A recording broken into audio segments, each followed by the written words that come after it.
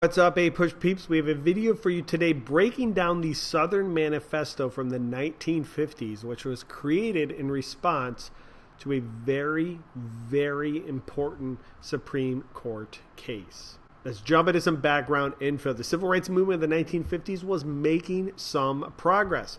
You have Brown versus the Board of Education in 1954, in which the Supreme Court unanimously said that segregation in schools is unconstitutional. And the Southern Manifesto, which we'll see in a moment, this was written directly in response to that decision.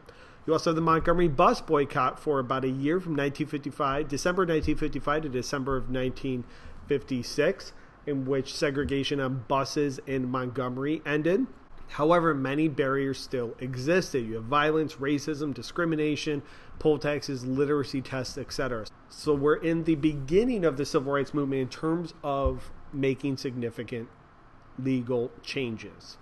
So the Southern Manifesto was written by Southern congressmen and signed by many, many Southern congressmen. Here are a couple excerpts from it.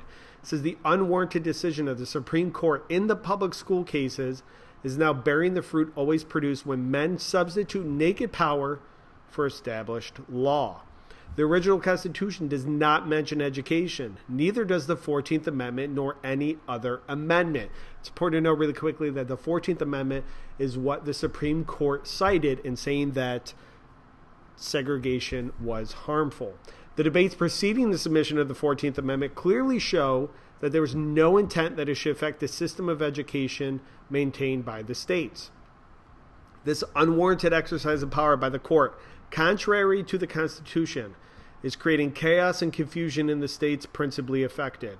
It is destroying the amicable relations between the white and Negro races that have been created through 90 years of patient effort by the good people of both races.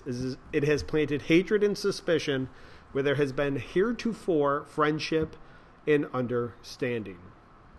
Okay, let's do some HIP analysis for this. The historical context is, again, Brown versus the Board of Education just a few years prior, the civil rights movement of the 1950s, and segregation is really rampant throughout the South. The intended audience could be members of the Supreme Court saying, hey, you overstepped your boundaries, the federal government arguing against segregation, and state governments, especially those in the South as well. You could even throw the American public in there. The point of view is that the Supreme Court has overstepped its power, and this is a very pro-states' rights document, saying that the states should have the control to decide education because the 14th Amendment and the Constitution says nothing about the federal government in education. And the purpose of this document is to justify segregation, especially in schools, because this was written in response to Brown versus Board in the South. So this is a Southern response to Brown versus Board and to potentially limit or to try to limit the effectiveness and impact of Brown versus the Board and to further promote segregation. All right, guys, thank you very much for watching. I hope that video helped. Best of luck on all of your exams, and we'll see you back for future document analysis. Have a good day.